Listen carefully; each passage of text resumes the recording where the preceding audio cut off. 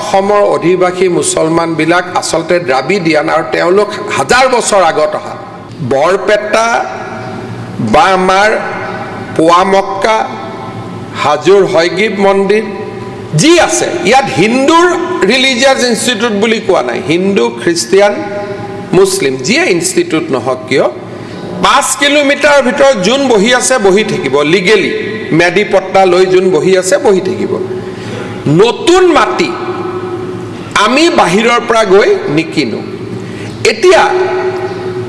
আমাৰোতো এজন বিধায়কে আপত্তি কৰিব লাগিছিলে যে আমাক কিয় বাধা দিছে আমাৰতো কোনো আপত্তি কৰা নাই কংগ্ৰেছে কিয় আপত্তি কৰিছে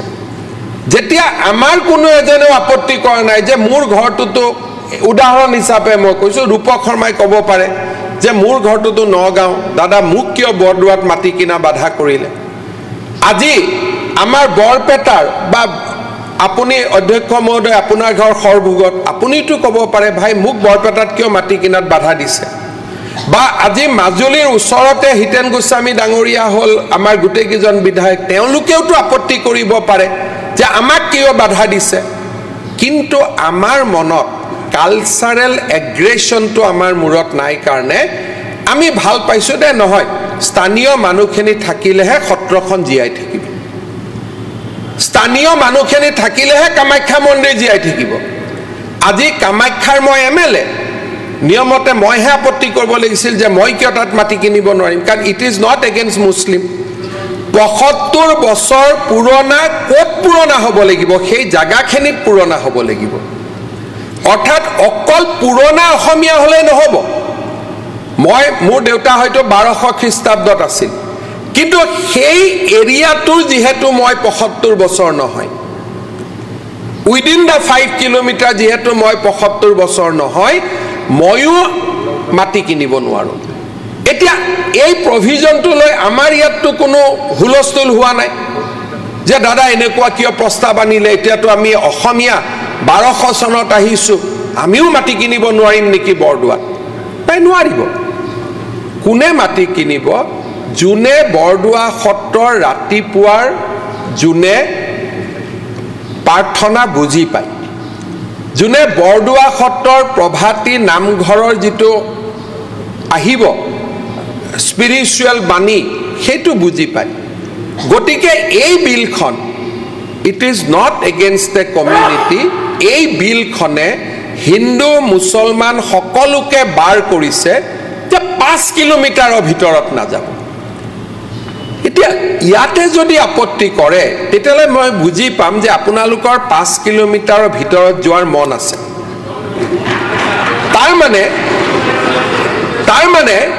তাৰ মানে কি যে বৰপেটা সত্ৰৰ যদি আপোনালোক 5 কিলোমিটাৰৰ ভিতৰত যায় 20 জন 25 জন মানুহ হৈ গ'লে মছজিদ এটাটো কৰিবই লাগিব নামাজৰ কাৰণে নাই যদি ইচ্ছা নাই এতিয়া এক্সকিউজ মি যদি ইচ্ছা নাই সদনৰ পৰা আমি ভাল বাৰ্তা পঠিয়াব লাগে বিশেষকৈ ৰহিম ডাঙৰীয়া বৰপেটাৰ আগৰ বিধায়ক আছে তেওঁ ভাল বাৰ্তা পঠাব লাগে যে এই বিলখন আমি সাপোৰ্ট কৰিছো যাতে আকৌ উঠিলে নুঠিব মই কৈ আছো নহয় যে সদনত কেনেকৈ এইবাৰ আমি মেছেজ পঠাম যে আমি অসমখন ৭১ চনৰ ভিত্তিবৰ্ষ হিচাপে লৈ আমি এখন নতুন অসম নিৰ্মাণ কৰিব খুজিছো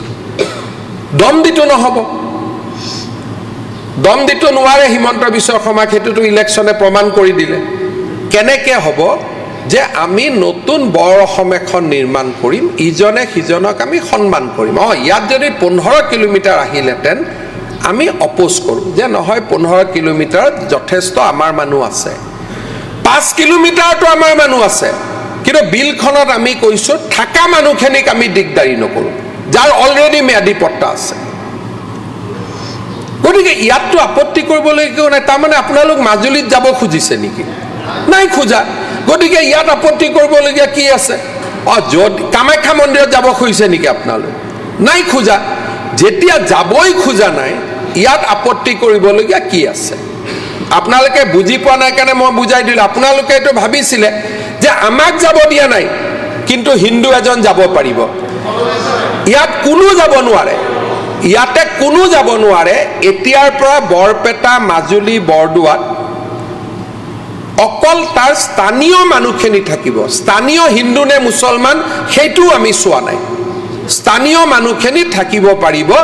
it is a most secular bill এতিয়া আপোনালোকে কৈছে 2006 টো ক'ৰ পৰা আহিলে 2006 টো মনমোহন সিং ডাঙৰীয়াই দি থৈ যোৱা ফৰেষ্ট ৰাইট প্ৰটেকশ্যন এক্টত প্ৰথমবাৰৰ বাবে ক'লে যে 2006 আগত অহা ট্ৰাইবেল মানুহ থাকিব পাৰিব কিন্তু জেনেৰেল মানুহৰ কাৰণে 2006 আগৰ 75 বছৰ লাগিব This definition we have borrowed from Dr. Manmohan Singh. Forest definition. 2006 টো কবাৰ পৰা আহা শব্দ নহয় 2006 শব্দটো কংগ্ৰেছ দলে আমাক দি থৈ যোৱা শব্দ যে তিনি জেনাৰেশন যদি গন্তি কৰে যোৱাকালি চক্ৰধৰ গগৈ আনিছিলে তাতে পীযুষ হাজৰিকাই উত্তৰ দিছে যে তিনি জেনাৰেশন মানে ওয়ান জেনাৰেশন ইজ 25 ইয়াৰ্স এটা আপোনালোকে ক'ব যে নহয় মনমোহন সিং বেয়া হেতু মই নাজানো সব 25 বছৰ বস্তুটো আহিলে ক'ৰ পৰা কংগ্ৰেছৰ পৰা যে যদি ফৰেষ্টত কোনোবা নন ট্ৰাইবেল মানুহ থাকে তেও ফৰেষ্ট ৰাইট পাবৰ কাৰণে 2006 চনৰ আগৰ তিনি জেনাৰেশন হ'ব লাগিব ইন্টাৰনেশনাল কভানেন্ট কোনে ভাঙিলে যিমান কেখন কভানেন্ট চেয়াৰম্যান আলী ডাঙৰীয়াই ক'লে সেই সময়ত আপুনিও কংগ্ৰেছ দলত আছিল তেতিয়া মনমোহন সিংকটো কভানেন্ট নুবুজালে গতিকে আমাক এবিলাক কিয় বুজাব লাগে পিছত সোমাইছে এমএলএ হল গতিকে তেতিয়াতো আমি ওয়াজেদ আলী চৌধুৰী তেতিয়াও আছিলে তেতিয়াতো কভানেন্টৰ বিষয়ে কোৱা নাছিল গতিকে তেতিয়া কোৱা নাছিল আজি আৰু ৰিপিট কৰিব নালাগে কাৰণ আজি বৰ অসম বনোৱাৰ সময় আজি সেই কাৰণে এই আইনখনটো গুচি গৈছিল এছেম্বলিৰ পৰা এপ্ৰুভ হৈ মাত্ৰ ভৰত ডাঙৰীয়াৰ কথাটো সন্মান জনাই সেই ক্লজটো মই এমেন্ডমেন্ট আনিলো যে এক্সক্লুডিং তাৰ বাদে যোৱাবাৰো সদনত মোক কংগ্ৰেছ দলে ইয়াত আশ্বাস দিছিল যে আমি বৰদোৱা সত্ৰৰ 5 কিলোমিটাৰ যোৱাৰ আমাৰ ইচ্ছা নাই বৰপেটা সত্ৰৰ 5 কিলোমিটাৰ যোৱাৰ আমাৰ ইচ্ছা নাই মাজুলীৰ 5 কিলোমিটাৰ যোৱাৰ আমাৰ ইচ্ছা নাই আমি এখন সমৰ্থন কৰিছো মাত্ৰ মাজুলীৰ পৰা যাতে শিডিউল ট্ৰাইব মানুহখিনি এভিকশন নহয় তাৰ প্ৰভিজন এটা আনি দিয়ক এটোটো যোৱাবাৰ কংগ্ৰেছে এগ্ৰি কৰা এখন আইন যিটো বিচাৰিছিল মই এটো আনিলো মইতো ভাবিছিলো মই ৰাতিপুৱাই পীযুষ হাজৰিকা কৈছিলো যে এটো লৈ একো বিতৰ্ক নাই কাৰণ কংগ্ৰেছৰ মতে আমি এমেন্ডমেন্টটো আনিছো বাকিটো এখিনিটো হৈ গল গতিকে সিম্পল এই আইনৰ জৰিয়তে বৰপেটা বৰদোৱা মাজুলীত উইদিন 5 কিলোমিটাৰৰ ভিতৰত তিনি জেনাৰেশন থকা মানুহে আজিৰ পৰা মাটি কিনা বেচা কৰিব পাৰিব বাকিয়ে নোৱাৰে হিন্দু যাব নোৱাৰে মুছলমানো যাব নোৱাৰে খ্ৰীষ্টানো যাব নোৱাৰে যদি 5 কিলোমিটাৰৰ বাহিৰৰ হয় খালি যদি অকৰ্তৃত্বশীলভাৱে বাস কৰি আছে তেতিয়ালে ডিসি এভিকশন কৰিব পাৰিব যদি অকৰ্তৃত্বশীলভাৱে বাস কৰি আছে বৰপেটা মাজুলী বটদ্ৰৱাৰ 5 কিলোমিটাৰ ভিতৰত 6 কিলোমিটাৰ হলে কথা নাই যোন অকৰ্তৃত্বশীল থাকে হিটো এনেও এভিকশন হয় গতিকে তাত কোনো নতুন কথা একো নাই গতিকে এই আইনখন মোষ্ট সেকুলাৰ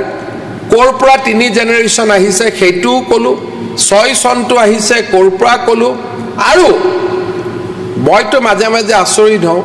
যে আপোনালোকে মহিম মজুমদাৰ কিতাপখন পঢ়ি চাব তাত লিখা আছে অসমৰ অধিবাসী মুছলমান বিলাক আসলতে দ্ৰাবিডিয়ান আৰু তেওঁলোক হাজাৰ বছৰ আগত অহা গতিকে টেনচনে নাই মাত্ৰ 75 বছৰহে ধৰিছো গতিকে টেনচন লবলগীয়াটো একোৱে নাই গতিকে আপোনালোকে কতো টেনচন নলব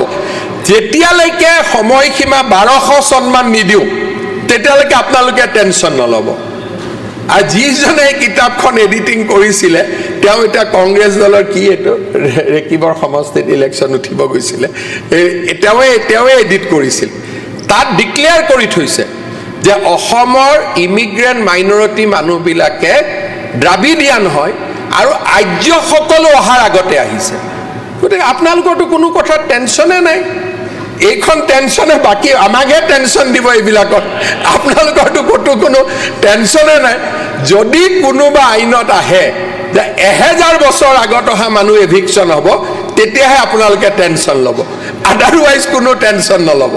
মই ভাল কৰি কৈছোঁ। গতিকে এই আইনখন একো নাই, এইখিনি ধেমালিতে ক'লোঁ যে চিম্পুল কথা। বৰপেটা সত্ৰক সন্মান জনাইছোঁ,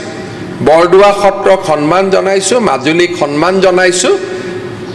আৰু ইয়াত পোৱামক্কাও থাকিব, কাৰণ পোৱামক্কাও 250 বছৰ আগত। এনি ৰিলিজিয়াছ ইনষ্টিটিউট, হিন্দু হওক, মুছলমান হওক, খ্ৰীষ্টিয়ান হওক, আমাৰ হাফলঙত 250 বছৰ পুৰণা চাৰ্চ আছে, তাৰ 5 কিলোমিটাৰৰ ভিতৰত মাত্ৰ যাতে স্থানীয় মানুহ থাকিব পাৰে। অস্থানীয় মানুহ গ'লে কি হয়, পৰম্পৰাবোৰ নষ্ট কৰি পেলায়, ঐতিহ্যবিলাক নষ্ট কৰি পেলায়। সেইকাৰণেহে এইখন আইন। আৰু এইটো আপোনালোকে নাভাবিব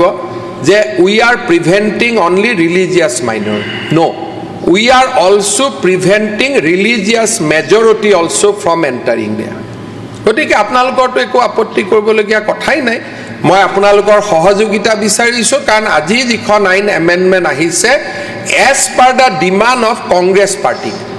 যে মাজুলীত যাতে ST মানুহখিনিক এভিকশ্যন নহয়।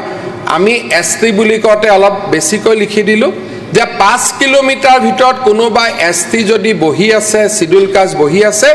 তেওঁলোকক আমি পট্টা দি দিম। এই বিলখনত তেওঁলোকক কোনো এভিকশ্যন কৰিব পৰা নাযাব। সেইটোত আপুনিও এগ্ৰী। এই মাত্ৰই ক'লে যে STৰ ভাল কাম কৰিব লাগে, আমি খালি STৰ লগত যেনিবা SC2 লগাই দিছোঁ, ইমানেই। গতিকে সকলোৰে সহযোগিতা বিচাৰিছোঁ। ই মাজুলী বৰদোৱা বটদ্ৰৱাৰ সুৰক্ষাৰ বাবে লোৱা এটা গুৰুত্বপূৰ্ণ পদক্ষেপ।